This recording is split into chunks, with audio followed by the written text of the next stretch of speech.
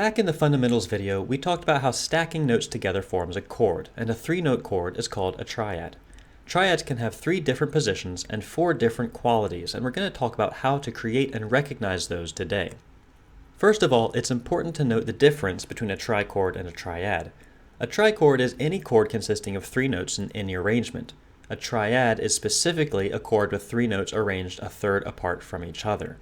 Thirds are easily recognizable on a staff because they are the distance from one line to the next line or one space to the next space. Remember that intervals are counted inclusively. When you stack thirds to get a triad, there are 4 intervals involved. The third from the root of the chord to the third of the chord, the third from the third of the chord to the fifth of the chord, the fifth from the root of the chord to the fifth of the chord, and the often hidden fourth from the fifth of the chord to the implied root of the chord an octave higher. Notice that even though this looks like 4 notes, the root is doubled, and we only count pitch classes, so this is still a triad. So if you have a chord that looks like this, it is considered a triad. Watch what we can do with these notes now that they're established. As long as the same notes are included, they can be arranged in several ways and still be the same triad. These are called positions, and there are 3 options. If the root of the chord is the lowest note, or base of the chord, then we call it root position. If the third of the chord is in the bass, we call that an inversion. This is first inversion. If the fifth of the chord is in the bass, that is second inversion. These notes can appear anywhere on the staff, and as long as we recognize the 3 notes of the triad and which note is in the bass, we can identify the position. Also notice that the fourth between root and fifth that is hidden in root position becomes much more visible when we have inversions. There are a few options for labeling these that you might see. If you are learning or reading a more traditional style that uses Roman numerals or figured bass, then you will see numbers being used to denote position. These numbers refer to intervals above the bass note. Again, remember the difference between bass and root. In root position, the intervals above the bass are a fifth and a third, as we saw before, so we would write a 5-3 under that chord. In first inversion, the intervals are a sixth and a third, and in second inversion, they are a sixth and a fourth. Now here is where so-called common practice plays a role. Because a triad is understood to be made up of thirds, that number is often left out of the figured bass. We just assume that the interval is a third above the bass unless we're told otherwise. Likewise, since root position is considered the default position, the fifth is also not usually included. That means that a root position chord will have no indication of position, a first inversion chord will show a 6, and a second inversion chord will show both the 6 and the 4.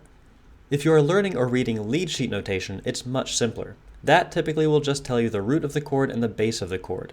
If it's in root position, then it is just named by the root pitch.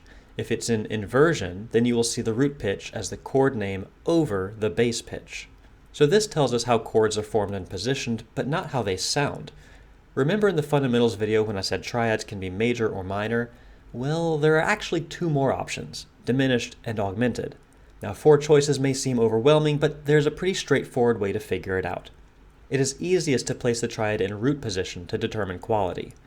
Remember the intervals present in a root position triad? The quality of those intervals will determine the quality of the triad. Let's look at the fifth first. There are 3 options of quality for a fifth: perfect, augmented, and diminished. Now to figure these out, it helps to be pretty adept at key signatures, so go watch the video about key signatures if you don't already feel comfortable with that. These intervals are going to be assuming that the root of the chord is the key we are in. So if my root is C, then we assume the key signature of C major, that is, no sharps and no flats. The first question is, does G happen naturally in the key of C major? If yes, then it's a perfect fifth. If no, then it's one of the other options. What if it's a note that doesn't happen in the key, like G sharp? Then we look at our 2 other options.